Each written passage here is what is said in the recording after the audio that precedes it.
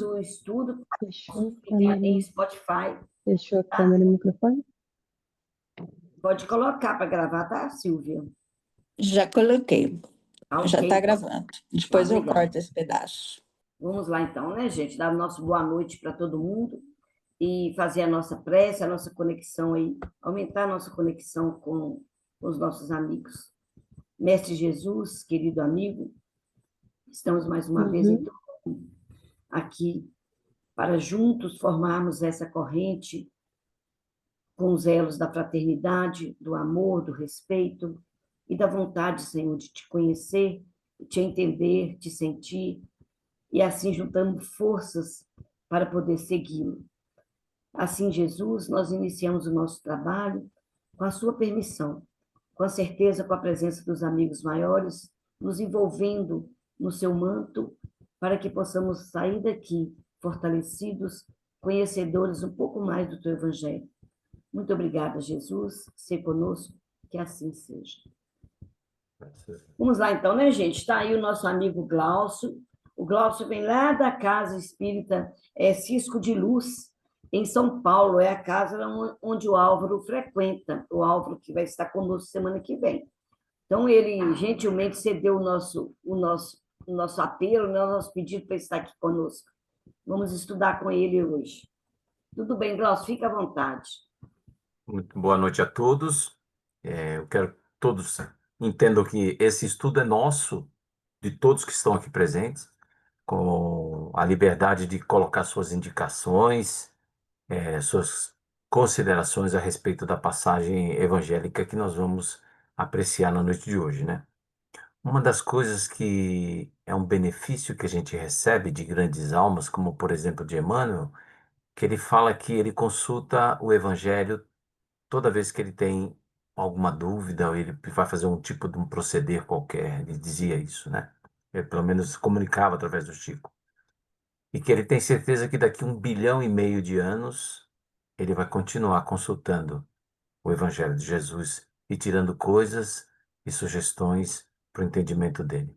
Então, se o espírito do Vati, do nosso querido Emmanuel, né, se lança a estudar o Evangelho e entende com tudo isso que daqui 1,5 bilhão de anos ele vai estar tirando novidades dali, ele indica para todos nós que, de acordo com o nosso desenvolvimento espiritual, nós vamos chegar um pouco mais perto daquilo que Jesus nos legou em termos de ensinamento. Existe uma passagem de Jesus que também complementa, de certa forma, isso, pelo menos para mim, né? E aí é de cada um de nós, de que quando ele é perguntado pelo jovem doutor da lei o que ele deve fazer para ganhar o reino dos céus, né? Ele pergunta o que está escrito na lei, como lês tu? Esse como lês tu, ele tem um poder mágico sobre cada um de nós, porque ele nos dá a plena liberdade de trazer o nosso entendimento o que se passa em cada uma das diversas indicações da chamada lei da Torá, né, dos profetas que tinham ali. Como lês tu? Porque é o tempo de cada um de nós. Então, nós vamos fazer isso daqui e o tempo de cada um de nós vai dar as indicações que a gente consegue ler. Essa passagem, ela é interessante porque ela está presente nos 4 evangelhos. Apesar de dizerem que existem os 3 evangelhos sinóticos, né, que são muito parecidos, aí eu vou repetir muitas coisas que vocês já sabem, tá bom? Então tem os 3 evangelhos que parecem que são muito parecidos e um interpola e complementa o outro. Existe o de João que sempre é tido como um evangelho um pouco diferenciado pelo linguajar que ele usa, muito simbólico. E esse simbolismo de João é importante porque ele retrata a maneira de escrever do povo judeu. Então a gente tem ali praticamente, e aí é uma contestação muito grande, né? Se Lucas também era judeu. E muitos dizem que sim, que ele era um judeu helênico. Ele era um judeu de formação grega, era médico, né? E vivia nesse processo, né? Greco-judaico, vamos dizer assim.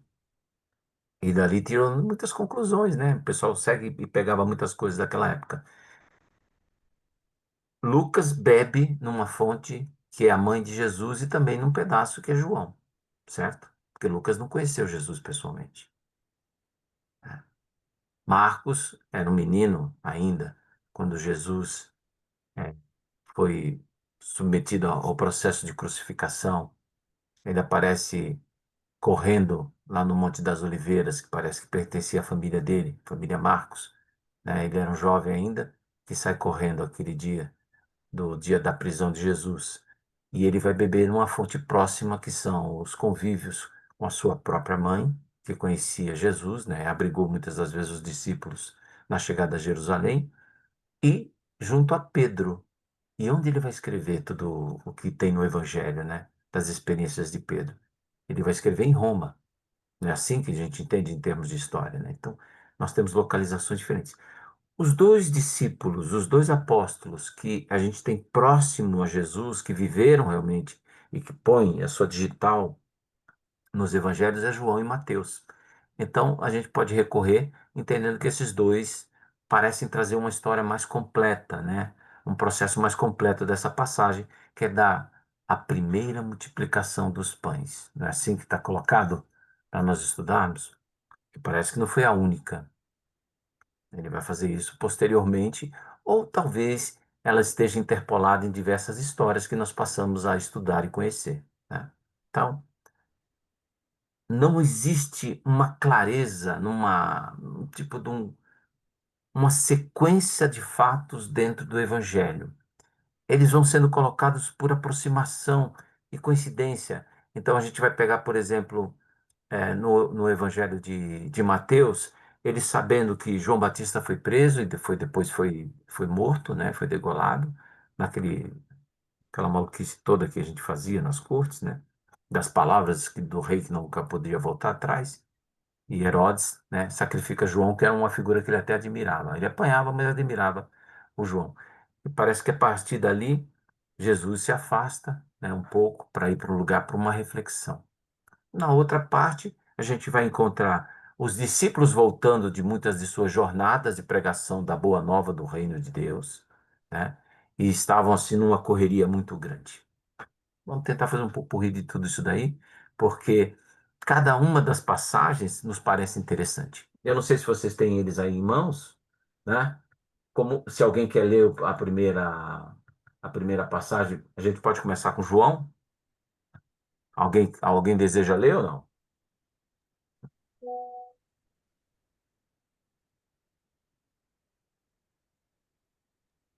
Eu leio.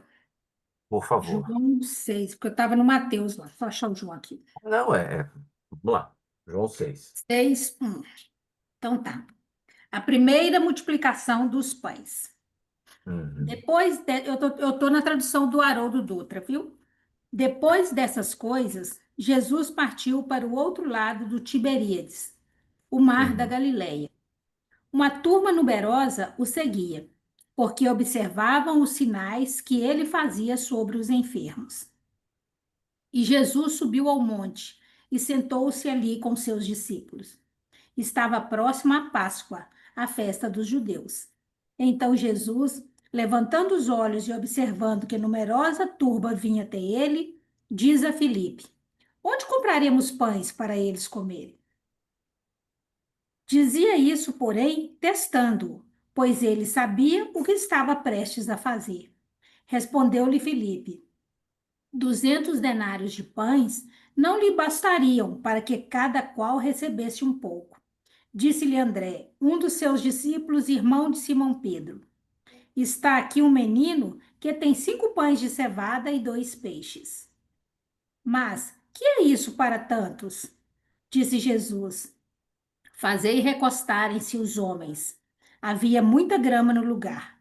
Então recostaram-se os varões em número de quase 5.000. Jesus então tomou os pães, rendeu graças, distribuiu aos reclinados, de forma semelhante também os peixes, quantos eles queriam. E como estavam fartos, diz aos seus discípulos: Recolhei os pedaços de pães que sobraram, para que nada se perca. Assim, recolheram e encheram 12 cestos de vime e de pedaços dos 5 pães de cevada que sobraram do que havia sido comido. Vendo, portanto, os homens os sinais que fizeram, diziam: Este é verdadeiramente o profeta que havia de vir ao mundo. Jesus, então, sabendo que estavam prestes a vir e se apoderar dele para o fazerem rei, retirou-se ele só para o monte. Olha quanta coisa interessante tem por aí, né? Então, nós vamos encontrar alguns símbolos de aproximação do que era a cultura da esperança daquele povo. A primeira deles que a gente começa a perceber é como eles localizam Jesus, né? Existia aquela ansiedade de quem seria, né, e quando viria o libertador, o Machia, o Messias, o ungido, né, que nós mais tarde vamos conhecer com o codinome de Cristo, dado à cultura grega, né? Então, ele era o escolhido. E como representar essa figura? Era necessário fazer, de certa forma, incutir na cabeça, principalmente do povo judeu, de que ele era o esperado. Então a gente vai encontrar ali o esforço desses nossos amigos no sentido de mostrar Jesus, assim como aconteceu com Moisés, saindo das águas. Saindo das águas, em seguida subindo ao monte. Quem subiu o monte para pegar os 10 mandamentos que a gente conhece, ou a lei divina? Moisés, né? Então Jesus sobe o monte também. Então, Moisés veio da água, Jesus veio da água. Moisés subiu ao monte para trazer a lei aos homens. Jesus vem, sobe ao monte para trazer a nova lei para os homens, não é? E aí ele consola, cura, fala com todo mundo que está ali, tá certo? E depois, num ato de, vamos dizer, de comparação com o maná do deserto, ele providencia o alimento para todos que estão ali. É claro que do ponto de vista simbólico, nós vamos pegar assim, ele deu de comer e talvez nós vamos pegar diversos defensores, né, do processo, simplesmente dizendo que ali estava um fato mediúnico. Será que é isso somente que eles queriam nos passar?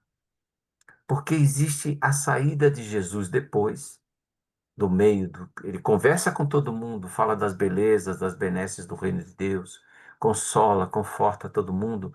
E depois, quando todo mundo fala assim, ele está com todas as identificações de que ele é o Messias, então é ele que vai ser o rei. Então vamos lá, vamos agora colocar ele no lugar devido e ele vai nos comandar.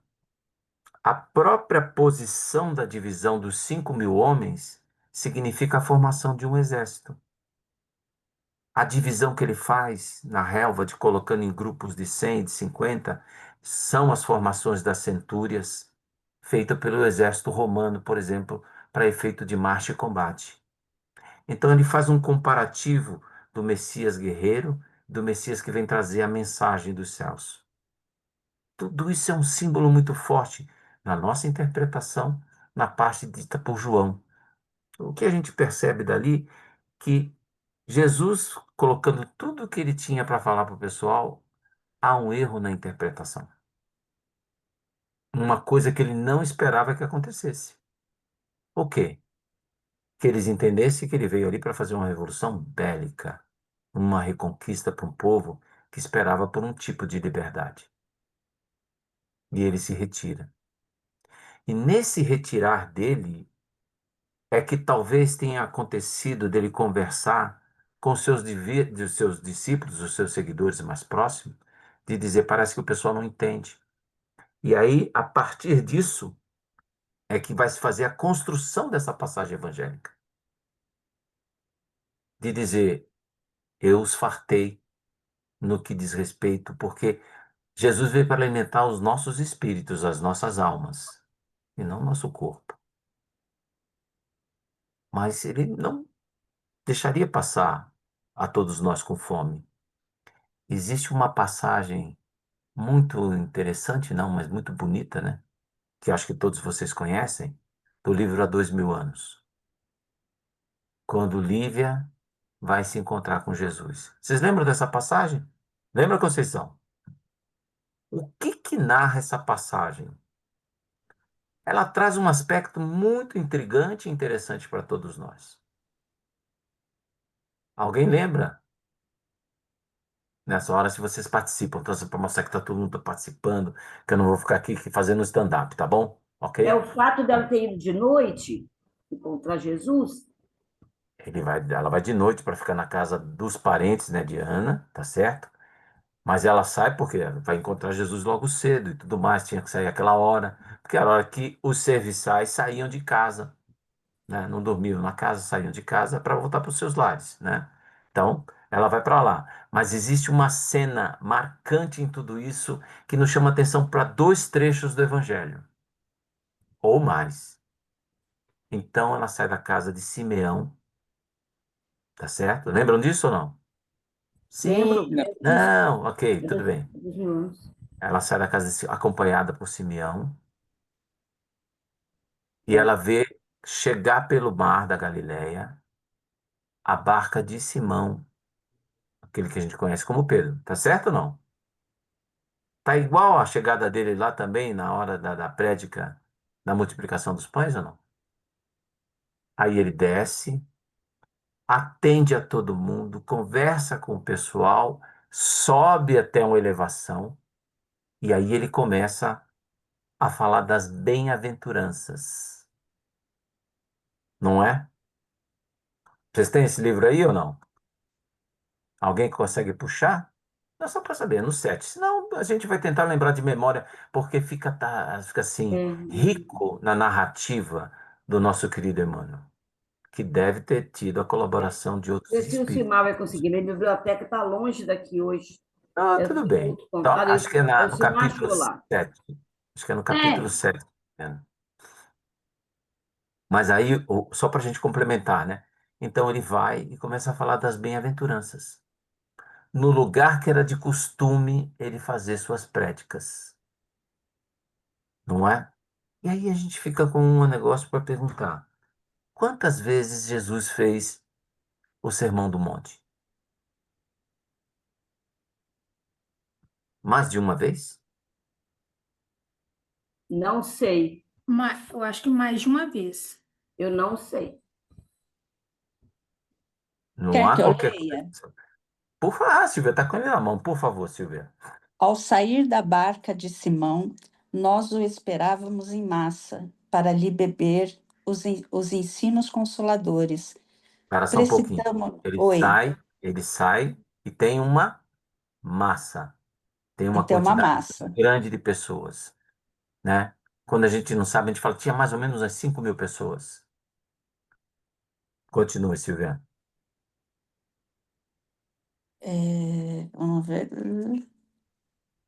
Precipita- Precipitamo-nos para ele, ansiosos todos de receber ao mesmo tempo os sagrados eflúvios da sua presença confortadora, desculpe.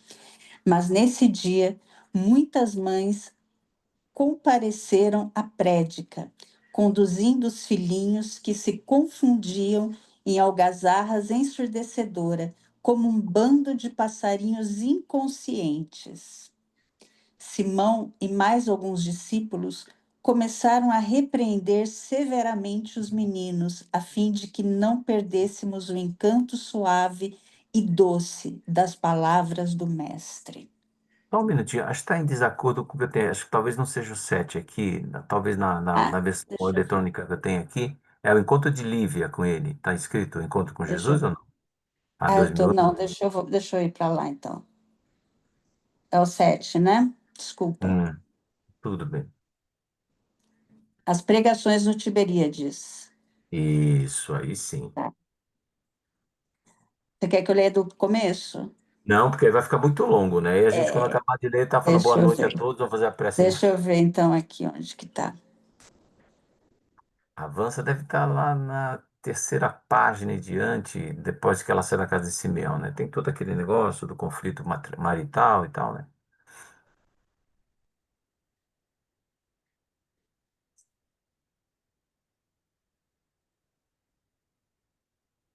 Ela via Ela, porém, havia resolvido procurar o mestre de qualquer maneira, abandonada numa região que somente o marido poderia compreendê-la. Também não, aqui, né? Mais para frente um pouco. É o diálogo entre Jesus e Lívia? Não, antes Aqui, da ó. terra. É só para ver É todo, só o in- todo a entrada da Bem-aventuranças. Começara o mestre um sermão de beleza inconfundível. Aqui, isso. Você vê que ele chega no barco, do mesmo jeito daquela cena que você estava contando. Ele desce do barco, né? a A sua barca figura de Simão, simpática. achei. A Isso. barca de Simão acostara brandamente à margem, ensejando que o mestre se dirigisse ao local costumeiro de suas lições divinas. Sua fisionomia parecia transfigurada em, em resplendente beleza. Os cabelos, como de costume, caíam-lhe aos ombros, à moda dos nazarenos, esvoaçando levemente os ósculos cariciosos dos ventos brandos da tarde. A esposa do senador não pôde mais despregar os olhos deslumbrados daquela figura simples e maravilhosa. Começara o mestre num sermão de beleza inconfundível, e suas palavras pareciam tocar os espíritos mais empedernidos, figurando-se que os ensinamentos ressoavam nas devesas de toda a Galiléia, ecoando pelo mundo inteiro, previamente modelados para caminhar no mundo com a própria eternidade. Bem-aventurados os humildes de espírito, porque a eles pertencerá o reino de meu Pai que estás nos céus. Bem-aventurados os pacíficos, porque possuirão a terra. Bem-aventurados os sedentos de justiça, porque serão saciados. Bem-aventurados que sofrem e choram, porque serão consolados nas alegrias eternas do reino de Deus. E a sua palavra enérgica e branda disse da misericórdia do Pai Celestial, dos bens terrestres e celestes, do valor das inquietações e angústias humanas, acrescentando que viera ao mundo para os não para os mais ricos e mais felizes, mas para consolar os mais pobres e deserdados da sorte. A assembleia heterogênea escutava-o, embevecida nos seus transportes de esperança e gozo espiritual. Uma luz serena e caridosa parecia vir do Hebrom, clarificando a paisagem em tonalidade de opalas e safiras eterizadas.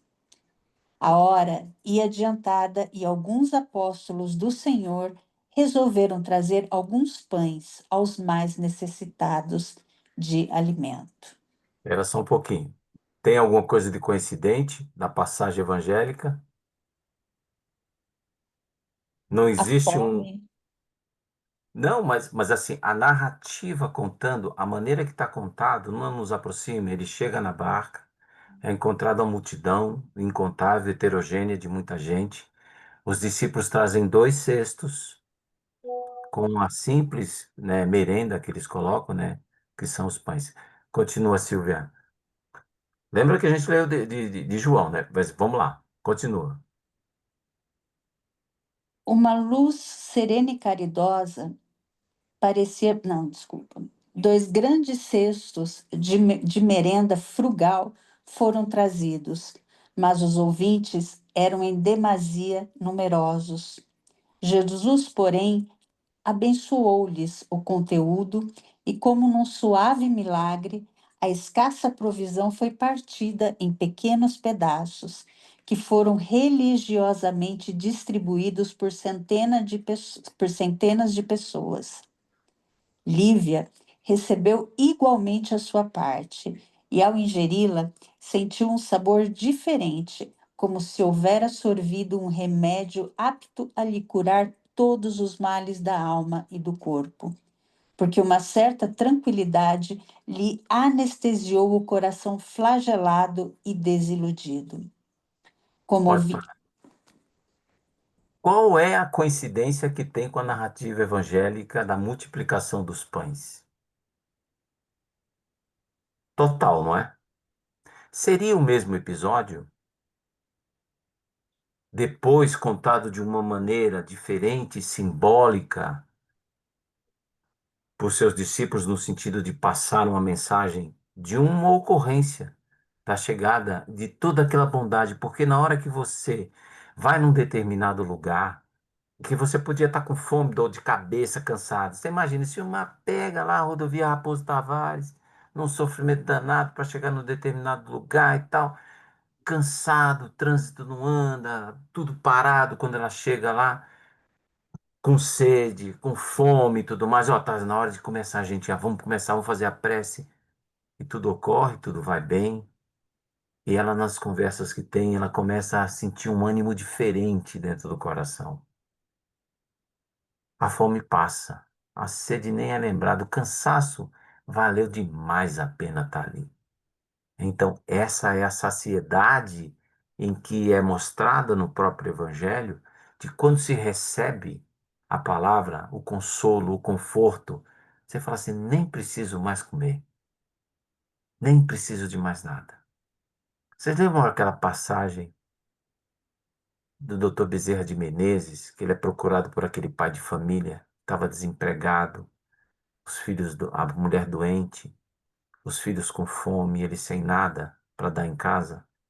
E ela fala para ele: vai lá procurar o doutor Bezerra. Vocês conhecem essas passagens, não conhecem? Conhecemos.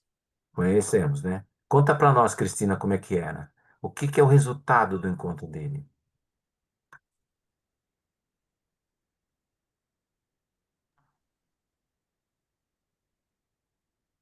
É, Cristina, em vez de abrir abre o microfone aí, Cristina, e a câmera. Agora, vamos lá.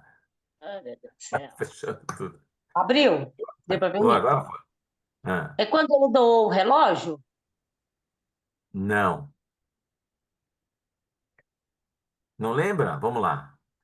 Então, o doutor Bezerra é procurado por esse rapaz. Ele fala: doutor Bezerra, minha esposa está doente, eu estou desempregado, meus filhos estão com fome, eu não tenho absolutamente nada para dar-lhes de comer. O senhor não pode estender para mim o benefício de uma ajuda, de qualquer coisa? E o doutor Bezerra começa a revirar os bolsos e procurar em qualquer lugar. A única coisa que ele encontra no bolso do colete é o passe do bonde, para ele poder ir para casa. Então ele fala assim: meu irmão, eu aqui comigo no momento não tenho absolutamente nada que possa materialmente te ajudar.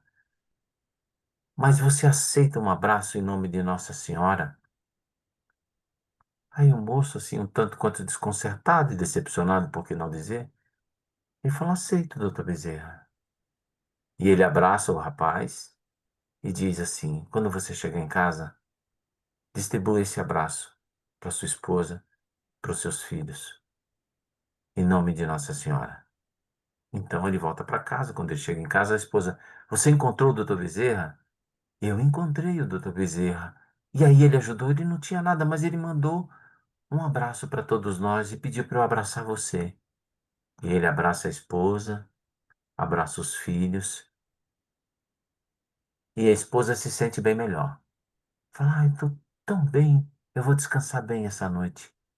E as crianças que estavam com fome já não sentem a fome e vão se recolher. No dia seguinte, ele levanta cheio de ânimo e ele fala: hoje eu vou resolver minha vida. E na hora que ele sai de casa, ele tromba na rua com a pessoa e fala: eu estava louco te procurando e não sabia onde te achar. Eu estou precisando urgente de você para trabalhar na minha empresa. Eu estou desesperado, eu preciso de uma pessoa igual a você. E ele conta a situação para o cidadão. Ele fala assim: não se preocupe, estou aqui. Vai lá, compra comida, compra remédio, o que você precisa. E eu te aguardo assim que você estiver liberado no nosso escritório para você começar a trabalhar. É uma cura que vai muito mais além. Que quando a gente leva essas expectativas para Jesus, como está colocado no próprio texto, né, narrado pelo Emmanuel, que deve ter sido uma colaboração muito profunda de Lívia, né, na sua composição, porque ele não estava junto, né, mas ele deve ter recolhido esse depoimento, que a gente vê que ela vai com o coração aflito, porque perdeu o filho, a filha acabou de ser curada por Jesus, né, ela atribui a cura a Jesus, sem dúvida nenhuma, e estava num conflito muito grande com o esposo por conta das maledicências que foram implantadas com relação ao nome dela, né? No que diz respeito ao relacionamento lá com Pilatos e tudo mais, porque ele investia contra ela, né? Queria se aproximar dela a todo custo e ela, como uma mulher digna, não a tolerava, mas plantaram a semente do mal na cabeça do nosso querido Públio Lentulus, certo? E aí a gente percebe que a gente vai atrás de Jesus não é simplesmente para saciar os nossos estômagos, né? Ou simplesmente pedir uma cura ou uma saúde. A gente vai para curar alguma coisa maior. E quando a gente encontra esse algo maior, é que nós conseguimos sair de lá realmente repletos, refartos, constituído assim um momento mágico para nossas vidas e sobra inclusive em nós dádivas para a gente poder distribuir para os outros, sem se perder qualquer um desses pedaços, que é o que está no texto. Por que que sobra 12 cestos? O que que você acha, Rô? Você que está tão pensativa. Hein, Rosana? O que que você acha? Por que 12 cestos você acha que está no meio?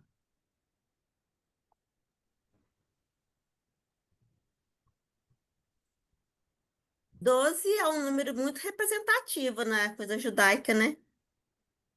Sim. E quem eram os 12 cestos cheios? O que que Os pode... 12 seriam as tribos de Judá, representando as tribos de Judá, Os Será, discípulos, Silvinha? Discípulos. é, os os discípulos discípulos, também. Os discípulos também. Eles estavam cheios, né, das provisões necessárias, daquilo que sobrou, daquilo que tem em fartura, para poder distribuir para outras pessoas, para que não se perca nada. Então, os 12 ali representam os 12 apóstolos. Não poderíamos tomar isso como uma das representações que ali existe? Como alguma coisa assim que vai saciar a nossa fome espiritual, né, que vai ser distribuído lá na frente. Então, esse é aquele, a parte do simbolismo que a gente vai encontrar na narrativa de João. Que se a gente for um pouco para trás, a gente vai perceber que Jesus coloca eles para atravessarem o Mar da Galileia, né, naquele tempo, porque eles tinham saído daquelas missões de levar a Boa Nova e tudo mais, e estavam em tanta atividade que eles não tinham tempo para se alimentar. Não tem uma passagem que vem antes disso que conta assim? Mas esse alimentar é o quê? O que seria esse alimentar? O que que alimenta? O que que sacia a fome do espírito? Eles vêm cansados, vêm atribulados, vêm com muitas coisas contando de decepções, de recusas, mas de boas novas também. Mas indica ali também que a gente precisa de um canto para recuperar as nossas energias. Sabe aquele negócio que a gente decide ser bom? Agora eu vou ser bom, né?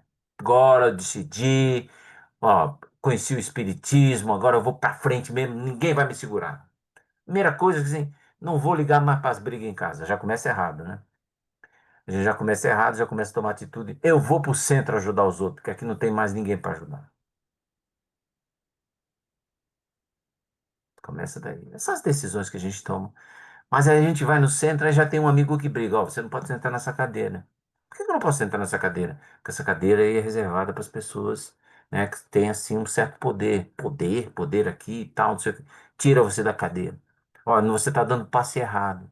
Você está fazendo isso. Você não está lendo o evangelho. Você não está fazendo isso. A gente começa a receber uma série de críticas e a gente pergunta: isso está nos cansando? E nós temos, às vezes, a necessidade de parar um pouco quando isso nos atinge e ir para um lugar e revisitar tudo aquilo que nos fez iniciar. Olha aqui a contribuição da Silvia aqui, ó. 12 é representado pela letra hebraica. Ah, saiu aqui, já não consigo ver. Do cajado, não é isso? Porque é um símbolo, é o Jacó. O cajado é o símbolo de Jacó. Por que que o cajado é o símbolo de Jacó? Jacó era um patriarca, né? E ele tinha um cajado. Era uma das poucas coisas que ele possuía quando ele volta do caminho, porque ele tinha uma vida desregrada. Depois é que ele foi se consertar. E ele era um símbolo da reforma íntima de uma pessoa. É muito legal, né? É uma história espiritual. Então, 12 passa a ser o negócio da formação da tribo, as colunas do templo, todo o simbolismo que tem nesse sentido. Então a gente vai encontrar, primeiro, Jesus saindo da água, assim como Moisés saiu, num cesto, e ele sai num barco. Jesus sobe o monte e Moisés subiu no monte. Moisés vai buscar as leis, né, de diretrizes para um povo e entregar para eles. Jesus sobe o monte para entregar as diretrizes para todos nós. Moisés vê que o povo no deserto está com fome, não é? Pede a Deus e Deus manda o maná para poder saciar a fome daquele povo. Jesus providencia os pães para providenciar, né, amenizar, mitigar a fome daqueles muitos que estavam ali.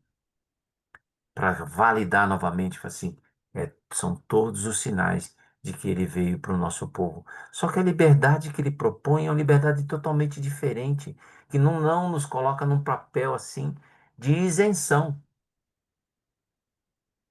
Muito pelo contrário, ele nos coloca no papel do enfrentamento dos nossos problemas para que nós possamos crescer. E é isso que está em conflito com aquilo que ele coloca, e todo mundo fala assim: então vamos fazer dele rei. Não, não é absolutamente nada disso. Não se trata de poder, não se trata de conquista. Se trata, acima de tudo, de nós nos adequarmos a tudo isso. Algum complemento? Alguém quer falar mais alguma coisa? Por favor. Tem um monte de gente aqui, não é possível que Eu não tenha um minuto. queria Mas então vamos lá, Silvinha. Tá só bem. um pequeno comentário, né? Essa questão da fome, a fome ela está presente em toda a história da humanidade, né? Começa lá em Gênesis e e percorre todo o Primeiro Testamento, né? E então essa resposta do Cristo é uma resposta a essa fome humanitária, né?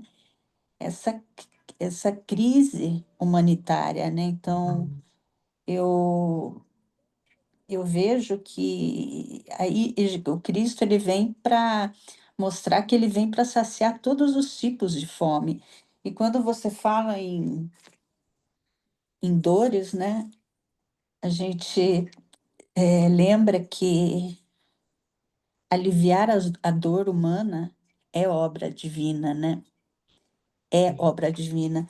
E a gente leu ali num trecho sobre, do há 2000 anos, né, passou pela palavra anestesia.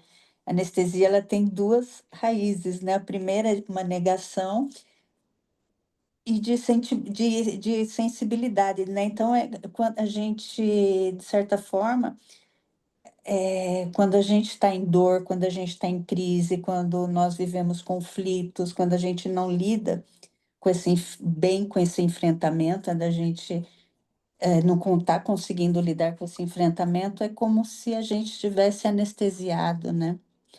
A, ao Cristo, né? A Deus.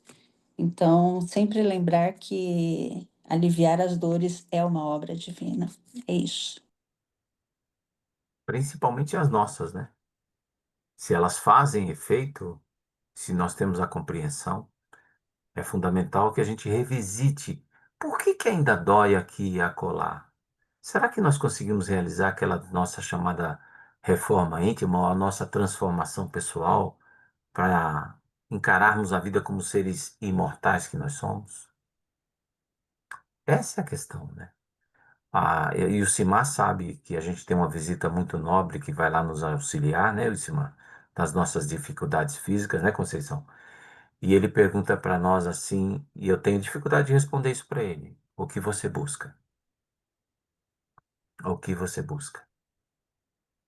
Aí a pessoa fala assim: não, eu estou com um problema aqui na coluna, eu estou com um problema no coração. Eu falei: eu sei o que você tem, mas eu estou perguntando para você o que que você busca.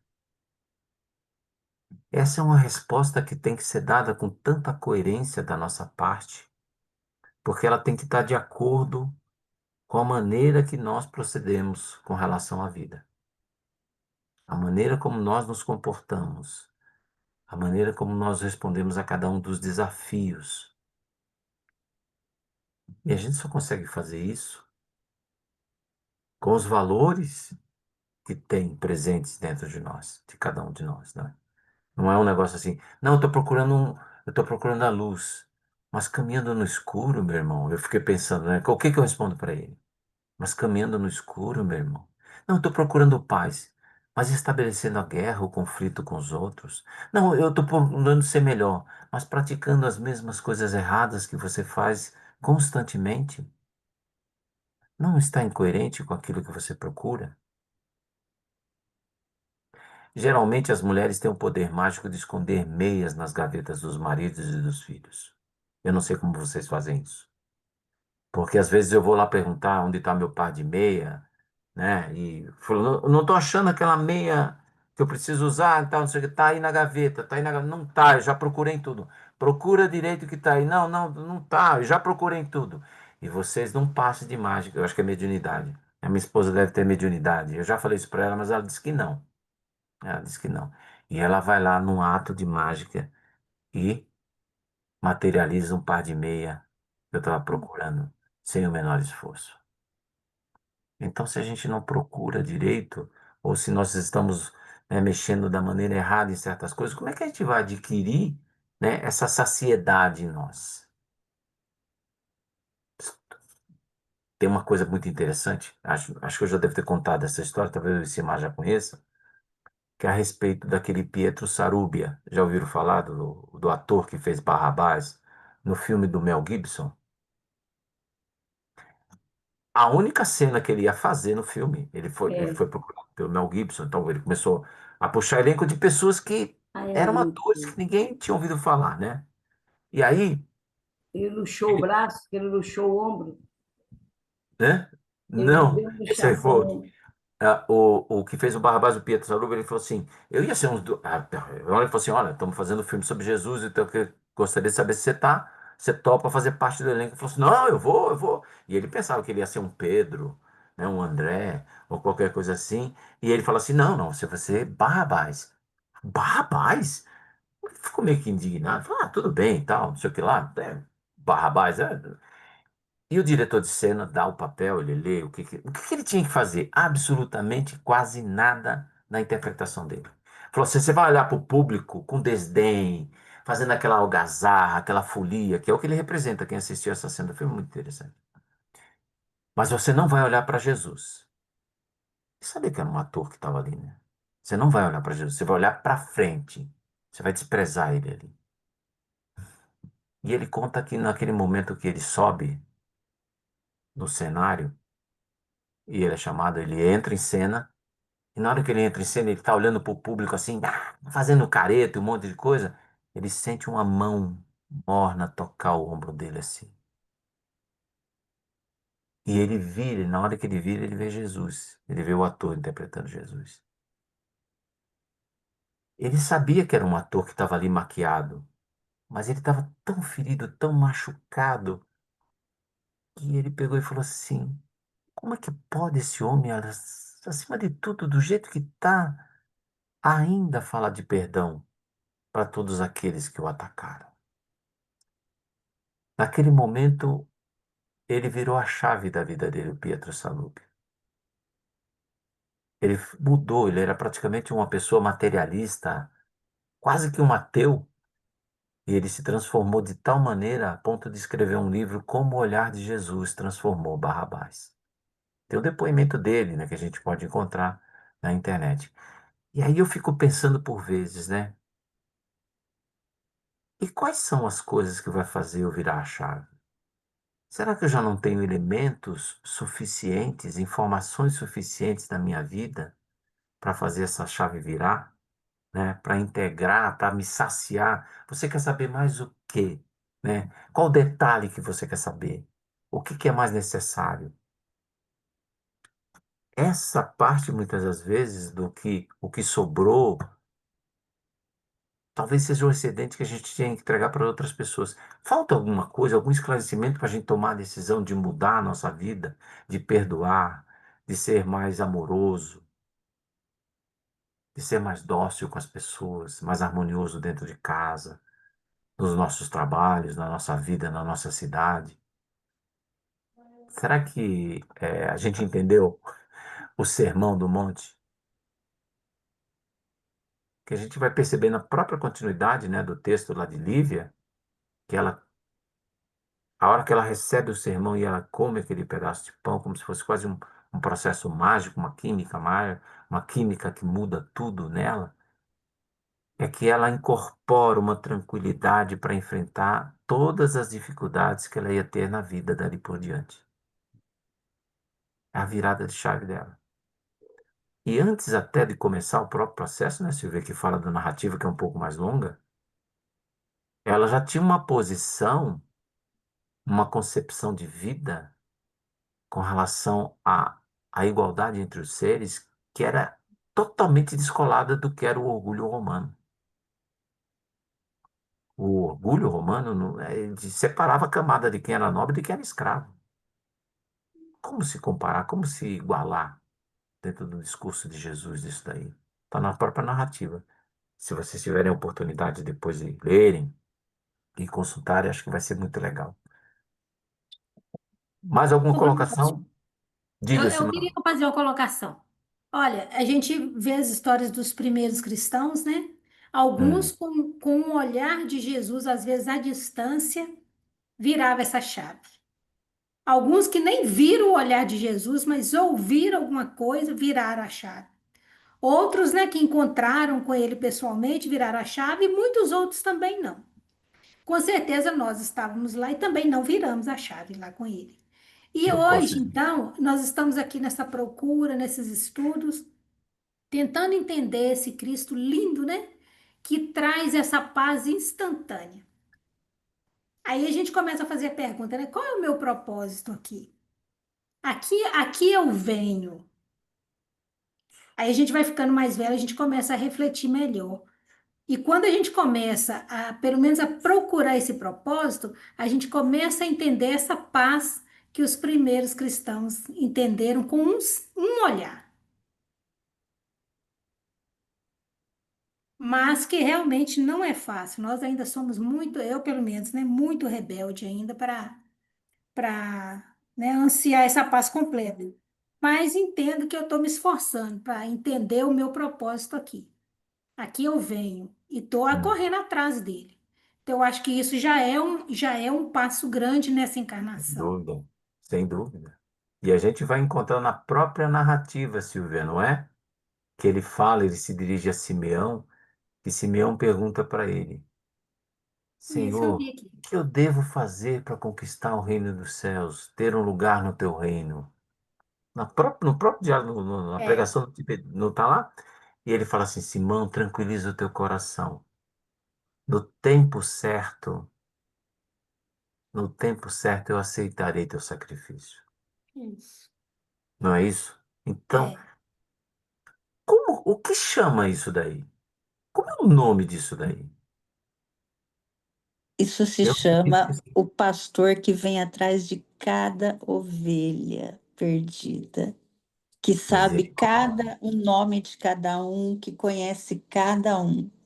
Hum, e Isso chama-se misericórdia, né?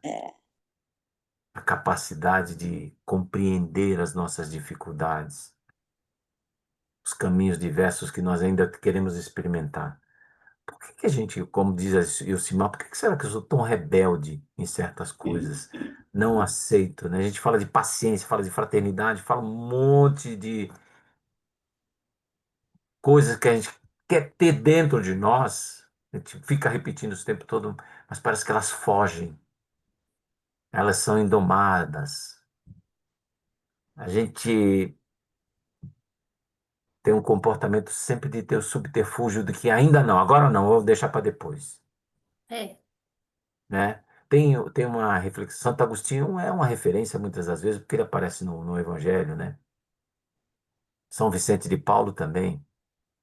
E na mensagem de São Vicente de Paulo, que ele fala a respeito da caridade, tem um trecho interessante que ele fala assim, ó, se vocês tivessem compreendido a mensagem desde o início, lá para trás, sobre caridade, sobre beneficiar o próximo, de praticar o bem e o amor, nós não precisaríamos estar aqui fazendo isso e nos aparecendo, fazendo tudo isso acontecer para que vocês pudessem mexer como se fosse a última trombeta dando aviso. Ó, gente, segue o último.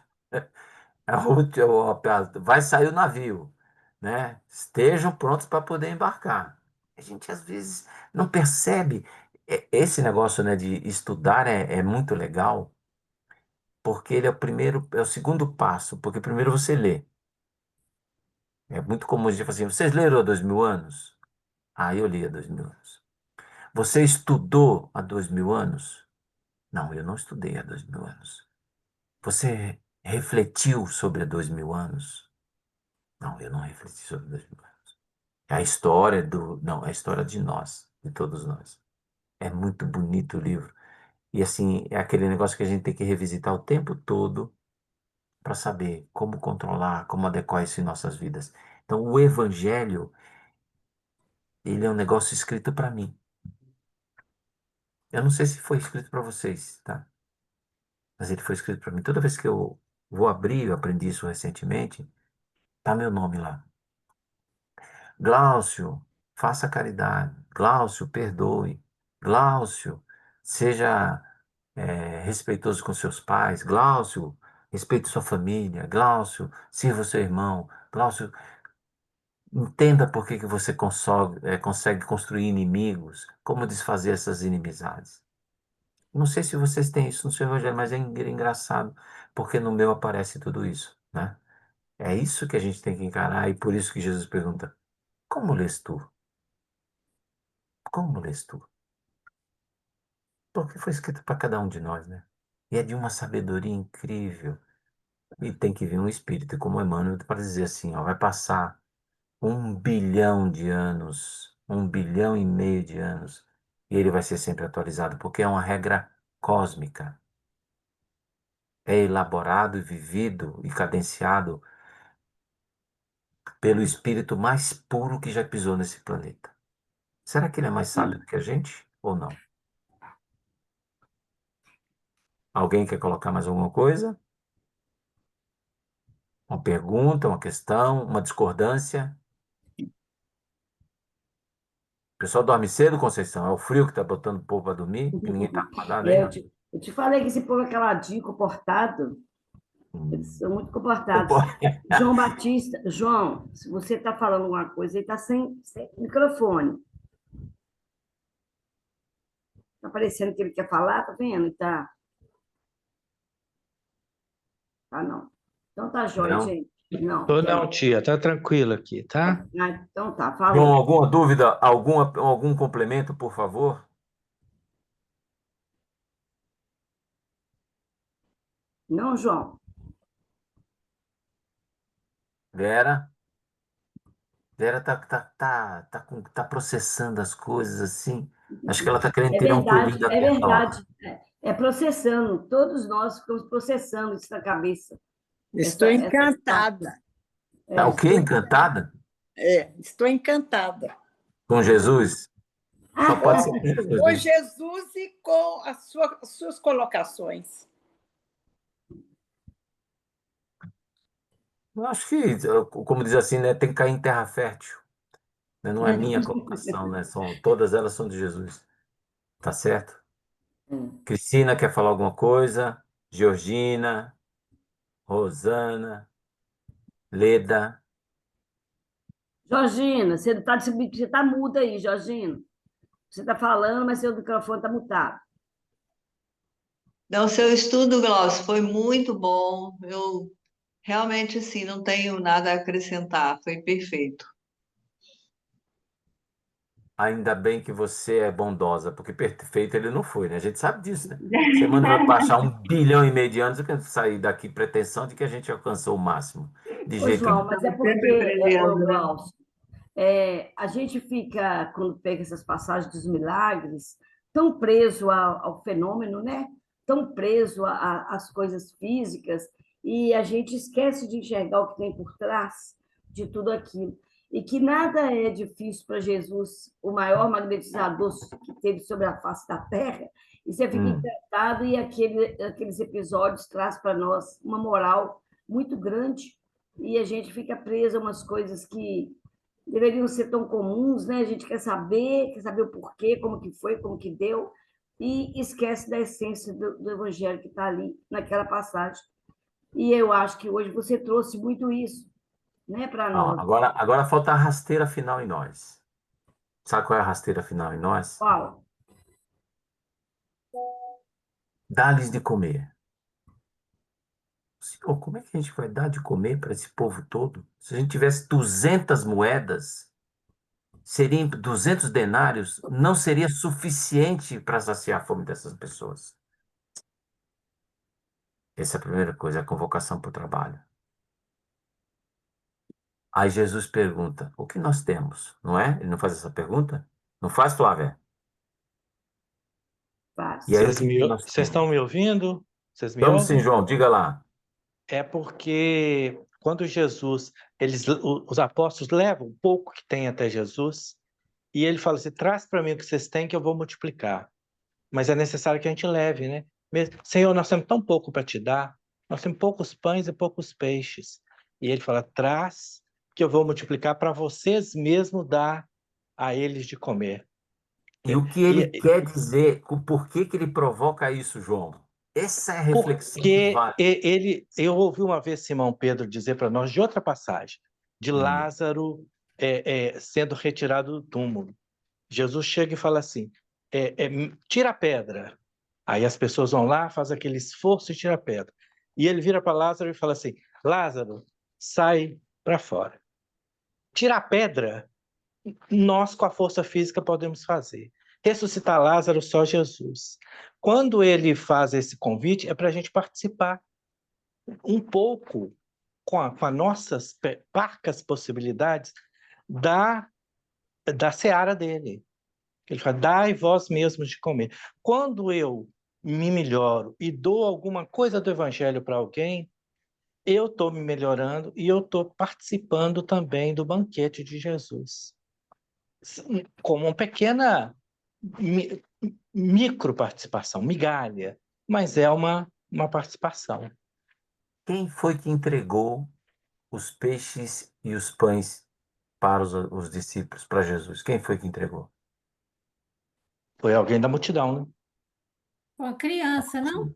Quer Uma ver? criança, É, Um jovem. um jovem. é. Temos aqui um jovem com 2 peixes e 5 pães, não é isso? Primeiro que já tem o simbolismo que 2 mais 5 são 7. 7 também é o número da perfeição, o número sagrado. Tá? Essa é a primeira coisa que é simbólica. E ele diz assim: é o suficiente. Vem comigo que eu, né? Vem comigo. Daqui para frente, esse mínimo que você está trazendo vai ser o suficiente. Que a gente fica assim, mas ó, você vai cuidar agora de tal coisa aqui no centro, ou você vai começar a representar o espiritismo diante das pessoas. Mas eu sou uma pessoa tão errada.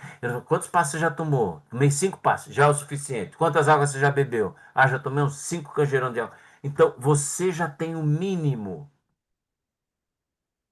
Você já tem o mínimo para poder pregar o evangelho. Aí a gente vai lembrar de uma passagem de Francisco de Assis. O que que ele falou para os discípulos dele, né?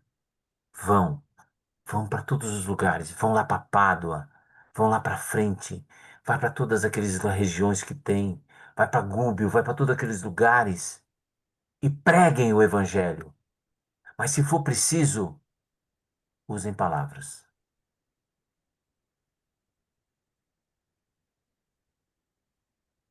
Usem palavras. Atitude, sorriso no rosto, bondade, paciência. São atitudes que não precisam estar saindo gritando, mas elas falam muito alto sobre todos nós, não é? A palavra convence, mas o exemplo arrasta. Não é isso, Imar? Eu ia só complementar aqui, quando fala do mínimo que nós podemos oferecer, quando ele fala também, recolhei os pedaços de pão que sobraram para que nada se perca. A gente pode pensar no lado material que a Silvinha colocou muito bem aí, Uhum. nada se perca, porque nós somos muito desperdiçados mesmo, né? E podemos utilizar de forma a matar a fome de alguém, mas também que nada se perca de nada de nós. Às vezes a gente pensa que a gente tem tão pouco, mas esse pouco Jesus trabalha ele e faz um montão, né? Eu falo que Jesus aproveita até da nossa inutilidade para prestar algum esclarecimento. Então, que nada se perca de nós, o mínimo que seja que nós temos, a sobra para Jesus é muito significativo. E às vezes a gente não se dá valor. Eu falo que Jesus me reconhece, eu que não me reconheço. Porque quando fala lá, vamos fazer um trabalho lá na casa espírita, vamos fazer um trabalho. Não, eu não tenho competência. Tem sim, todo mundo tem. Todo mundo tem. A gente tem que ter boa vontade. É o que a gente Isso. falou A gente das precisa. sementinhas pequenas, né? É acreditar naquele potencial que tem a semente do grão de mostarda, de crescer e se tornar uma árvore colhedora, que alimenta. E nós precisamos acreditar nessa potencialidade que nós temos, essa condição pequena, e acreditar que vós sois luzes, não é à toa, é verdade, né? É verdade quando isso é dito. Então, acreditar nessa condição mínima que nós temos e trabalhar essa condição é que vai nos fazer grandes, né? Diante de Deus. Isso aí. Vocês conhecem aquela oração da migalha de Meimei? Que Oração está da no migalha. Oração da Migalha? Está no Não, é espírito, o da livro Meimei? Espírito de Verdade.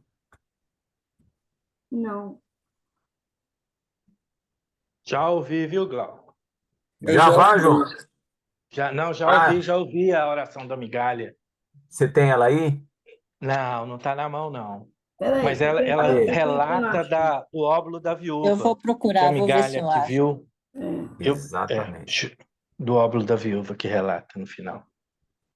Mas você pega um espírito que está do lado de lá, com toda a ciência da imortalidade, o conhecimento, a vivência próxima a muitos discípulos de Jesus, trazer uma mensagem desse quilate para todos nós, é a convocação direta das nossas potencialidades que nós consideramos como mínimas a favor do trabalho do bem. Então, essa oração, se vocês não conhecem, Eu tenho ela aqui, eu posso encerrar. Eu achei aqui também. quem vai ler? Para o ímpar. A Lê, tia Silvia. lê. Vamos ver se a oração da migalha. Estando Jesus sentado de frente ao gasofilácio, observar de que modo o povo lançava ali o dinheiro, viu que muitas pessoas ricas deitavam em abundância. Nisso, veio também uma pobre que apenas deitou 2 pequenas moedas do valor de 10 centavos cada uma. Chamando então seus discípulos, disse-lhes: em verdade vos digo que essa pobre viúva deu muito mais do que todos os que antes puseram aqui.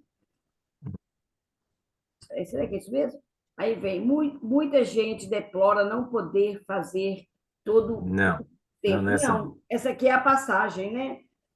Ah, tá. Senhor, quando alguém estiver em oração, referindo-se à caridade, faze que Isso. esse alguém me recorde, para que eu consiga igualmente ajudar o teu nome.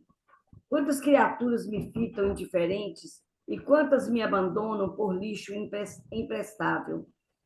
Dizem que sou moeda insignificante, sem utilidade para ninguém. Contudo, desejo transformar-me na gota de remédio para a criança doente, atirando-me à distância quando surjo na forma de pedaço de pão que sobra à mesa. No entanto, aspiro a fazer ainda a alegria dos que choram de fome. Muita gente considera que sou trapo velho para o esfregão, mas anseio agasalhar os que atravessam a noite de pele ao vento.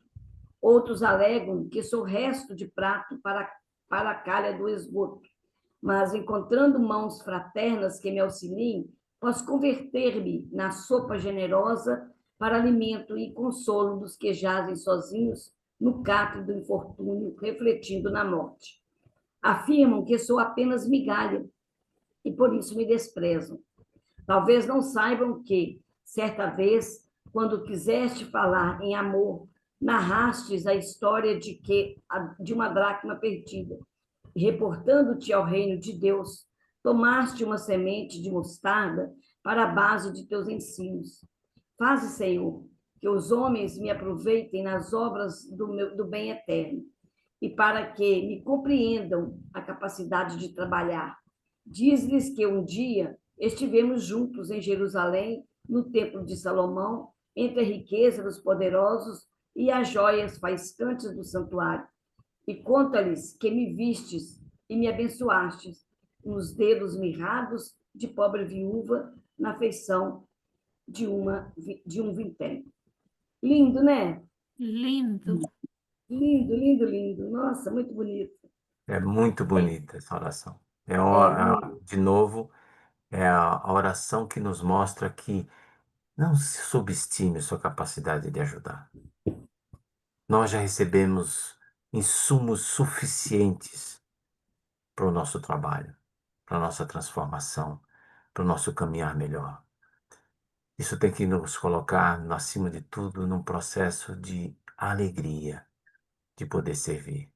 Ninguém é pequeno, ninguém é dispensável, porque se fosse assim, nós não estaríamos aqui, não é? Então, que possamos aproveitar parte dessas migalhas que ainda existem em nós e colocar em benefício do próximo, né? Começando, acima de tudo, nos nossos lares, tá bem? Acho que não esgotamos, não é para que isso aconteça de jeito nenhum.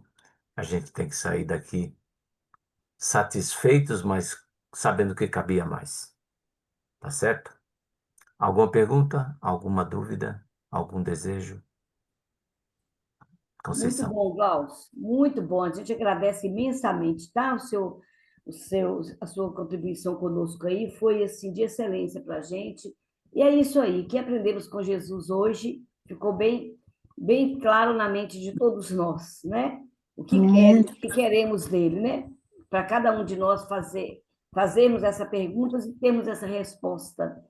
E vamos lá entender que a gente pode ser grande diante do Pai. Exato.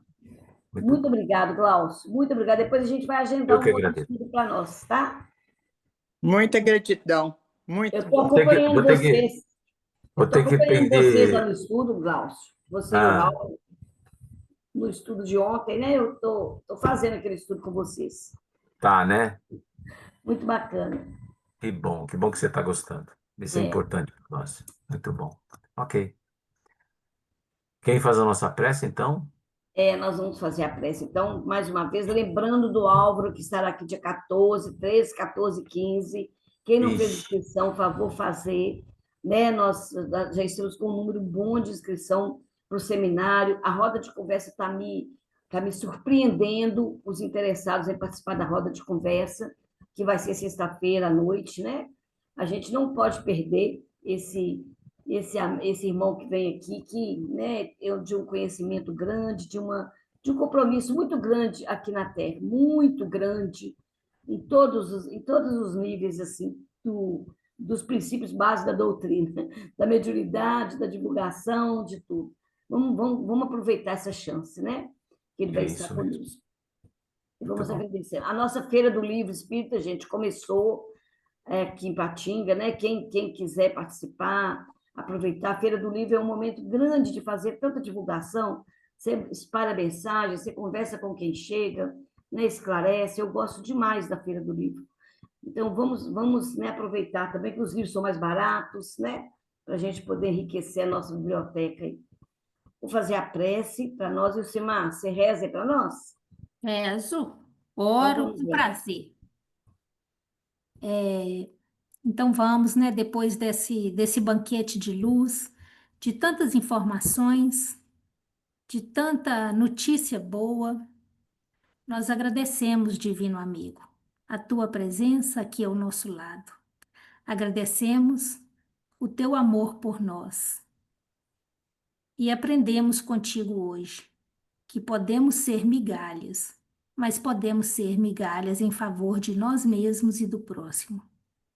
Podemos, Senhor, em nossa inutilidade, ajudar a quem estender a mão, a quem possa aparecer, principalmente àqueles que estão ao nosso lado, diuturnamente. Obrigada, divino amigo, por tantos ensinamentos lindos e que possamos, a partir dessas reflexões, continuarmos sermos melhores um pouquinho e também a tentar praticá-los no limite das nossas forças. Obrigada, Senhor, pela oportunidade de estar aqui com os amigos, que toda terça-feira vem juntos unir nessa energia de amor, de esperança e de paz. Obrigada ao Glaucio, que veio com tanta boa vontade hoje, nos iluminar mais um pouco. E obrigada, Senhor, pelo dia de hoje. Que assim seja. Obrigada, gente. Boa noite para todo mundo. Glaucio, Obrigada, beijão. Glaucio. Um beijo, Obrigado a querido. vocês. Fiquem Boa com noite Deus. a todos. Beijo, Boa amor. noite. Boa Tchau. noite. Tchau, Muito tchau.